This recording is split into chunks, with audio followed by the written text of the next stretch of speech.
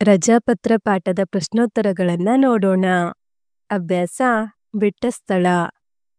ಅನುಮತಿಗಾಗಿ ಬರೆಯುವ ಅರ್ಜಿಯೇ ರಜಾ ಅರ್ಜಿ.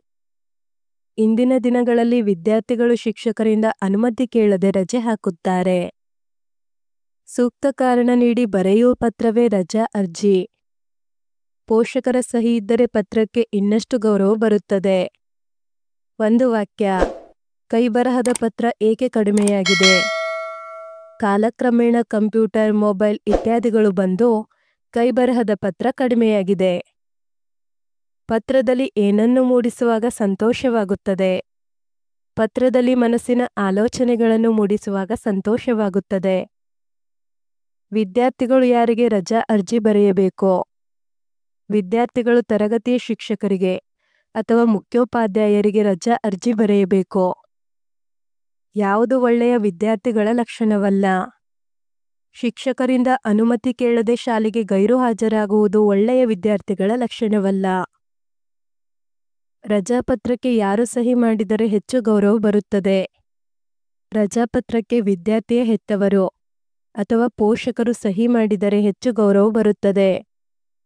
ಭಾಷಾಭ್ಯಾಸ. ಮಾದರಿಯಂತೆ ಕನ್ನಡ ಪದವನ್ನು ಬಳಸಿ 5 ವಾಕ್ಯಗಳನ್ನು ರಚಿಸಿರಿ. ನಮ್ಮ ನಾಡು ಕನ್ನಡ.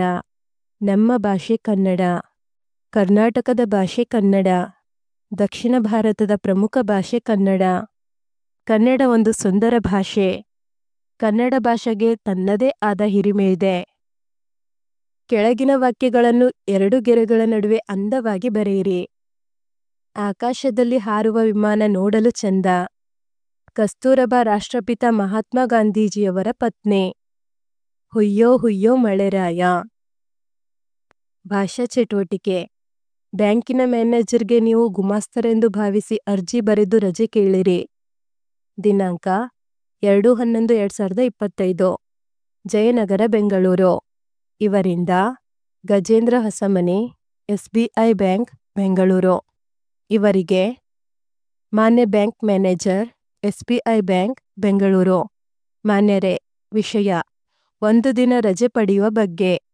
ದಿನಾಂಕ 5/11/2025 ನನ್ನ ಮಗನ ಶಾಲಾ ಪಾಲಕರ ಸಭೆ ಇರುವುದರಿಂದ ಕೆಲಸಕ್ಕೆ ಬರಲು ಸಾಧ್ಯವಾಗುವುದಿಲ್ಲ. ಅಂದಿನ ದಿನ ಗೈರು ಹಾಜರಿಯನ್ನು ಮನ್ನಿಸಿ ರಜೆ ನೀಡಬೇಕಾಗಿ ಈ ಮೂಲಕ ತಮ್ಮಲ್ಲಿ ವಿನಂತಿಸಿಕೊಳ್ಳುತ್ತೇನೆ. ದಿನಾಂಕ 2/11/2025. ಸ್ಥಳ ಬೆಂಗಳೂರು. ಇಂತಿ ನಿಮ್ಮ ವಿಶ್ವಾಸಿ ಗಜೇಂದ್ರ. ಸಹಿ. ಧನ್ಯವಾದಗಳು.